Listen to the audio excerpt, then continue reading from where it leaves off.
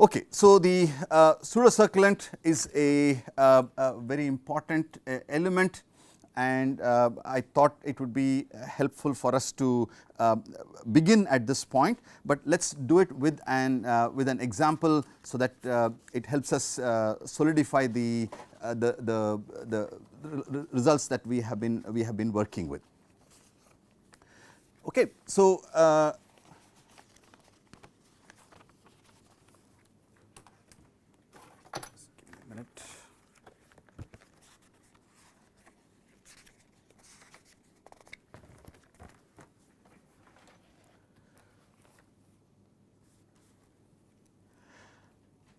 okay. So, if I have an example, if I have a channel C of z equal to C naught plus C1 z inverse plus C2 z minus 2, okay, and I want to have n equal to 6, that means I am upsampling by a factor of 6. I would like us to construct what the pseudo circulant matrix looks like, and then so if you notice that the pseudo circulant matrix CPC matrix has dimension n cross n. So, what you should get is a 6 cross 6 matrix. So, if we write down the pseudo circulant, the first column will be C naught, C1, C2, 0, 0, 0, okay, and the next one will be 0, C naught, C1, C2, 0, 0. Quickly write down the third one, 0, 0, C naught, C1, C2, 0. Did I miss something? If I miss something, please let me know. Next one is 0, 0, 0, C naught, C1, C2. Now, the wraparound starts to occur, Z inverse C2, okay, and this is 0, 0, 0, C naught, C1, and Z inverse minus 1 C1, Z inverse C2, 0, 0, 0, and C naught. That is the pseudo circulant matrix that comes out to be when you do this, when you have upsampling by 6 followed by this channel followed by the downsampler. Okay, so basically this is the structure that we are talking about. So the familiarity of the pseudo circulant and its interpretation are very important for us. And what does this Z inverse C naught actually mean? You have to be very careful in understanding and interpreting that. So, that is the first task for today. Okay, so here is the representation that we are trying to get, that the input output relationship for this structure. Where is the transmultiplexer structure? For this structure, input output relationship is in terms of the T of z between S naught and this. So, that is what we are trying to write down. Okay. So, the overall transfer function that we are trying to represent, the LT, it is an LTI system, T of z overall is the analysis filter bank S of z, CPC of z times G of z. Okay. Dimensions, basically T is a m cross m system. So, this is a m cross n, CPC is n cross n, and this is n cross m. M inputs with redundancy becomes n, where n is larger, goes through the channel treated as a n cross n like a MIMO system, and then is again reduced, redundancy is removed, and you get a m signals at the. Okay. So, the observations which which we want to highlight is the following. Let us write this once more. The conclusions say that one is T of Z, it is a matrix M cross M. If this one turns out to be diagonal, I think we have written it down previously, I will just write it for completeness. Diagonal implies no inter-subchannel interference.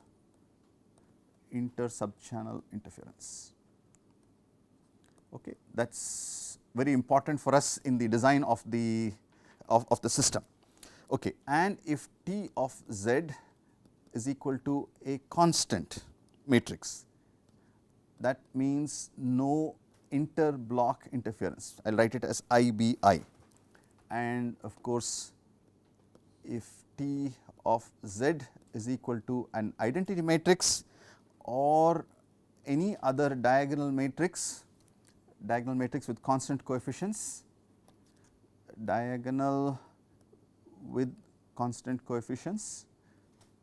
we call it perfect symbol recovery. Okay, this is perfect symbol recovery. So, ideally we would like to design our system to get it to perfect symbol recovery, or at least try to see how do we design our system such that we can achieve a performance close to a perfect symbol recovery system. So, that is a very important outcome of our study and of our discussions. Okay. Now, here is we use the term block transceivers. Now, coming from a communications background, we may have certain understanding of, okay, what is a block transceiver. Now, let me tell you where the intersection of communications and signal processing occurs. So, basically when we said blocking, what did we mean? We took a signal and then we created a block, one block of data, and this passed through the channel and produced another block of data. Now, if there is inter-block interference, when I look at the output, I cannot make a decision on the input because there is the effect of current input block plus some previous input blocks are also present. But if I am able to do the processing such that my output depends only on my current input block, then I can do what is called block in, block out. I can make a decision, take the next block, that is what is block transceiver. So, basically you have eliminated inter-block interference. So, the first step is the elimination of inter-block. So, here is the interpretation of what a block transceiver would require. So, the first thing, we will take the case where the polynomials G of Z and S of Z are constant matrices. Okay, this is very often the case. We are constant matrices. Okay, so, here is what this means. Okay, constant matrices means these are actually do not depend on Z, they are independent of Z. Now, why is this important? Let me just go back to this one. Now, if G of Z was a polynomial instead of a constant, what will happen? It will already introduce for you memory between the successive blocks. Now, so what we are saying is at the transmitter, I am giving you a signal that does not have memory. Whatever is the current input data, that is what is getting it to you. So, that is why we are making the assumption, it is not a restrictive assumption. At the transmitter, do not create a mixing of the signals. So, independent of Z also means that we are talking about, this means that we are talking about a memoryless type of transmitted signal. Okay, there is no memory built in, you are not sort of combining past signals. Now, if this has been satisfied, so this is condition number 1. Second condition, if the transmit and receive, so basically when can we say this is the this condition will be satisfied? When will C of Z and G of Z and S of Z be? So, this will be satisfied when the transmit and receive filters or the analysis and synthesis filters, their lengths does not exceed n. Okay. N is the number of polyphase components that you are generating. So, just as a quick example, okay, just to validate this one. So, if I have a filter which has got 4 coefficients, these are, it could be either transmit or either the synthesis filter or the analysis filter, just a generic one, H1 Z inverse plus H2 Z minus 2 plus H3 Z minus 3. Okay. Now, if I were to ask you to get me the 4 polyphase components, you would say E naught of Z is actually a constant H naught, E1 of Z is a constant H1, E2 of Z is a constant H2 and E3 of Z is a constant which is H3. Okay. This is what I mean by saying that the lengths do not exceed n. As long as they do not exceed n, your polyphase components will be constants, which means that this G and S are constant matrices and therefore, there is no memory in your modulation process. Okay. Now, just to highlight it, so this is the case where the number of polyphase components n equal to 4. Okay. Now, if I take the case where the number of polyphase components I choose to be 3, then I ask you to do the polyphase components E naught dash of Z is equal to what? H naught plus H3 Z inverse. Okay. E1 prime of Z is H1, E2 prime is equal to H2.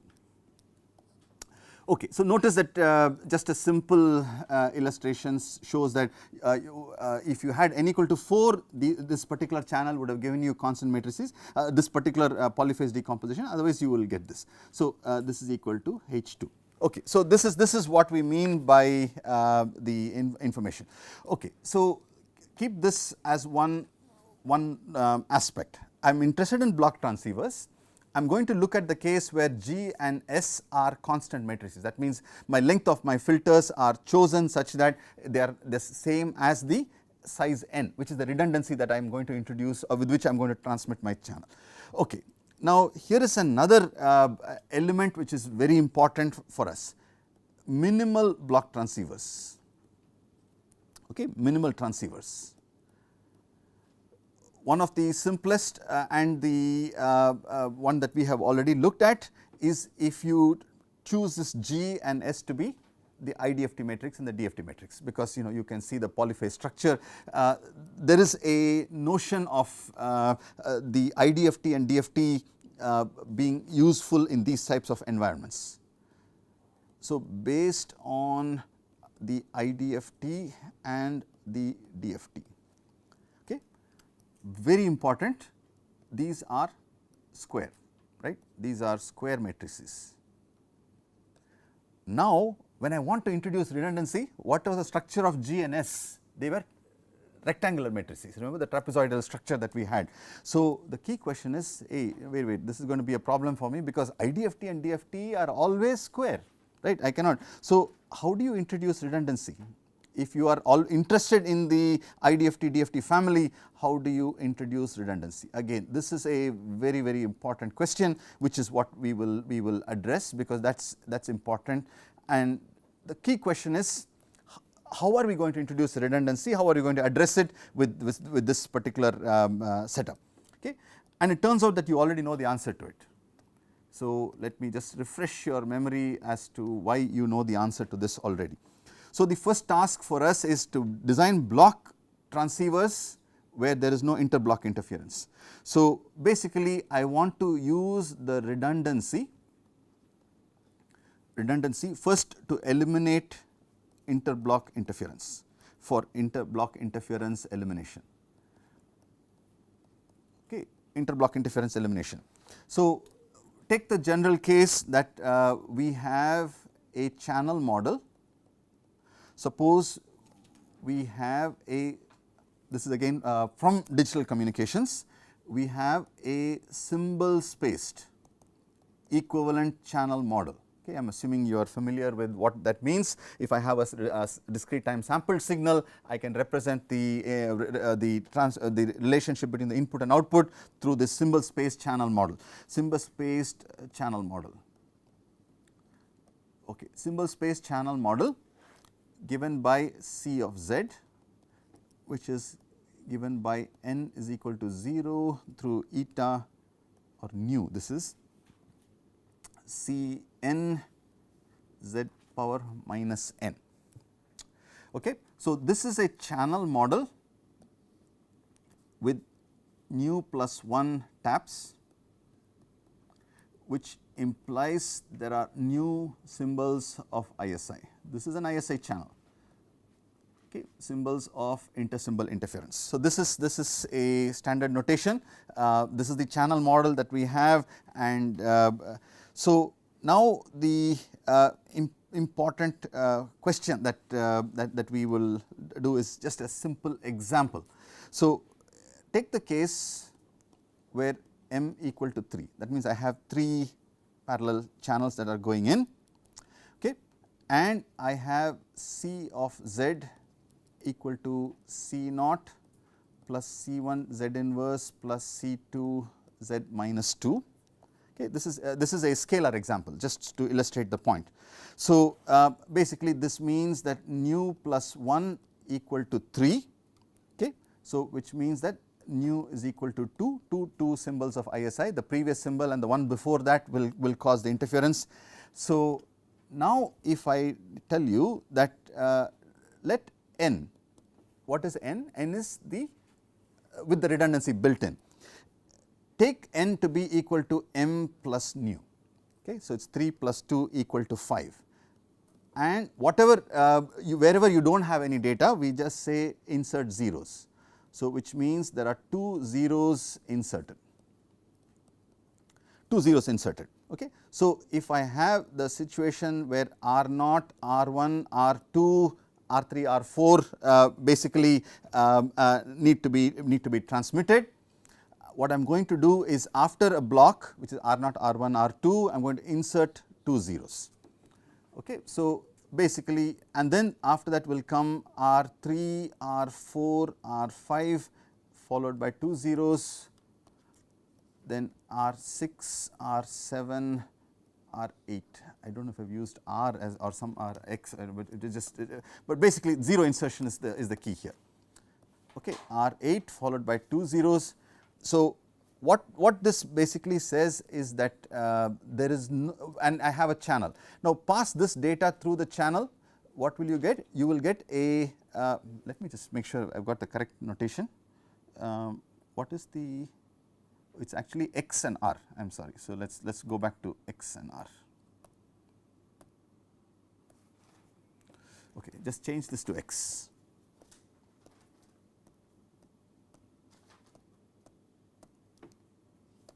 Okay, give me a minute. So, this is X naught, X1, X2, X3, X4, X5 and X6, X7, X8. Okay. Now, passing through this channel, what we will get is R naught, R1, R2, R3, R4, right. When you convolve, you will get the longer sequence, okay. And here it will be again you will get the corresponding vector. So, the numbering you have to be careful with, but basically you can see that there will not be any interference between the block number 0 and block number 1, and this is a very important structure for us to work with, okay. So, now let us quickly see how to build on this and develop it. Okay. So, if I were to write the nth block in this fashion, okay, the nth input block, that is at the extreme input, the nth input block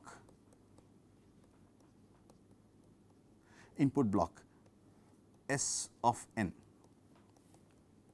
the structure of this will be S of n m, S of n m plus 1 dot dot dot S of n m plus m minus 1. Okay, this is the blocking operation that is happening right at the input. Okay.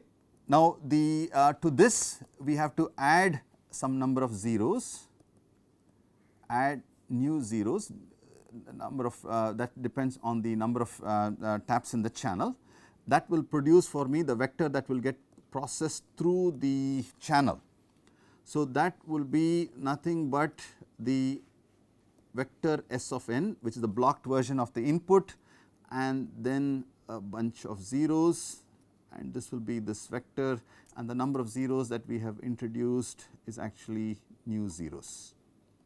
Basically, this is zero padding. I am just writing it in the form of a matrix form. Okay. But the most important step is, can you now, if I am going to feed this to my channel, okay, can you now tell me what should be the structure, what will be the structure of the pseudo circulant matrix that is caused by the channel. Okay. So, here is the key part of this discussion, pseudo circulant of Z. Okay. So, it is a new tap channel. So, the first column is going to be C naught, C1, C2 dot dot dot C new. Okay. By the way, the first thing is the dimensions of the pseudo circulant matrix is actually n cross n, where n is equal to m plus nu. Okay. Now, I am basically writing down the matrix that I need for the convolution of the vector x with the pseudo circulant matrix. Okay. So, the next column is going to be C naught, C1 all the way to the one lower row C nu. So, basically what we will get is a diagonal matrix. Okay. So, the last row is going to be C naught, the previous one will get, basically you will get a Toeplitz structure. So, you will get all C1s along this diagonal and then all C nus along this diagonal, C nus along this diagonal. Okay. So, basically look at the column which has got C nu at the bottom, that will have C1 here and C naught here. The one immediately after that is the column of interest. This will be C nu minus 1, this will be C1, this will be C naught, and this is where the pseudo circulant will show up. This will be Z inverse times C nu. Okay. Then after that, and of course, because there are several these are all zero valued entries, there are lots of zeros here. Okay. Then the next column will have Z inverse C nu minus 1, Z inverse C nu, and then the last column is going to have, let me just write it a little further away. The last column is going to have C naught over here, C naught no, this will be, yeah, this will be C naught all the way to the end. The rest of the entries are Z inverse C1, Z inverse C2 dot dot dot, Z inverse C nu. Okay. Okay. Now, if I were to draw a line here, basically until the C naught to C nu form a Toeplitz portion, can you tell me what will be the dimension? How many columns have I captured here?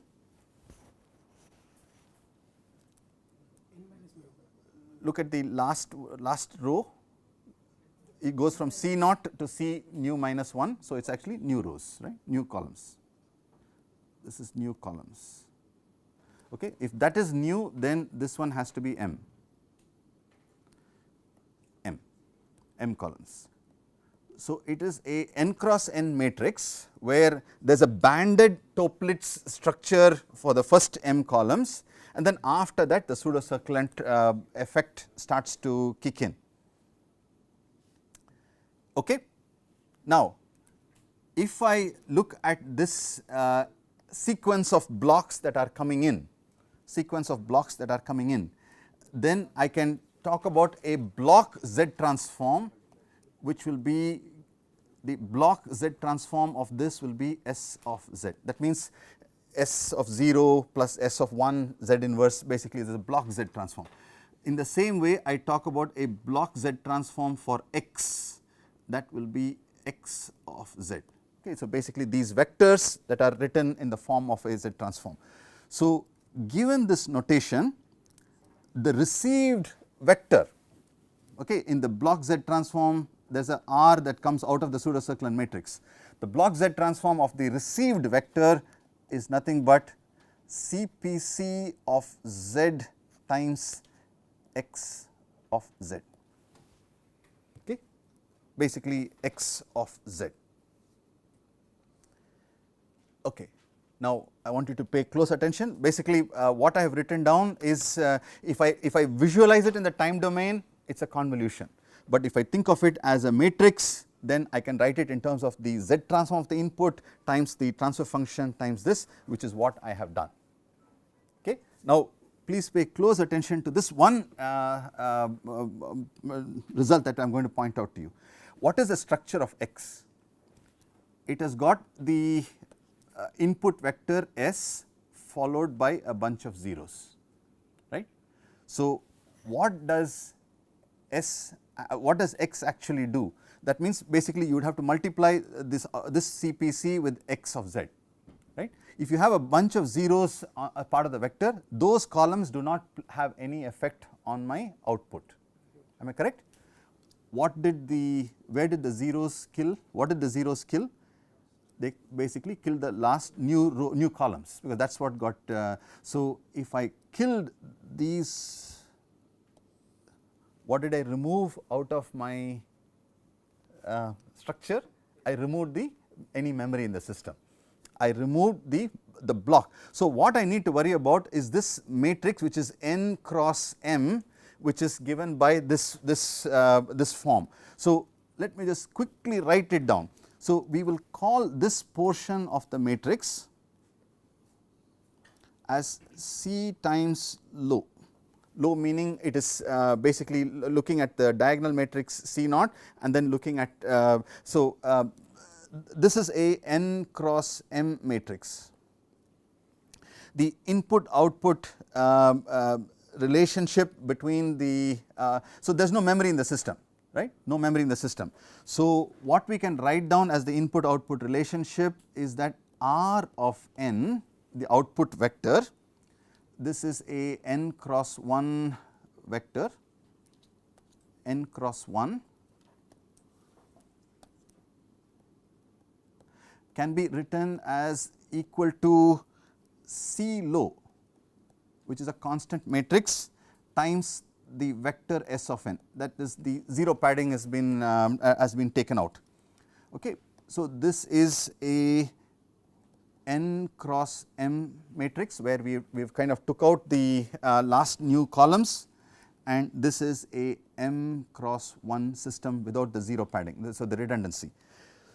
So, this is the input output relationship, and the reason you are able to write this equation is because and only because you had those zeros coming into play. They kind of took out the effect of the previous block, and therefore, you got this equation. Now, this is nothing but a over determined set of equations, because n is greater than m, over determined set of linear equations, over determined set of linear equations, okay, and these can be solved using the pseudo inverse technique. Okay. So, basically S hat of n, once you get R of n, you can obtain an estimate of the transmitted symbols using the pseudo inverse. The pseudo inverse structure is given by C low transpose conjugate times C low inverse, C low transpose conjugate. Again, I am sure this is the standard what is called the Moore-Penrose pseudo inverse. Just mention that this is the Moore-Penrose pseudo inverse, which we use all the time for solving these type of system, Moore-Penrose pseudo inverse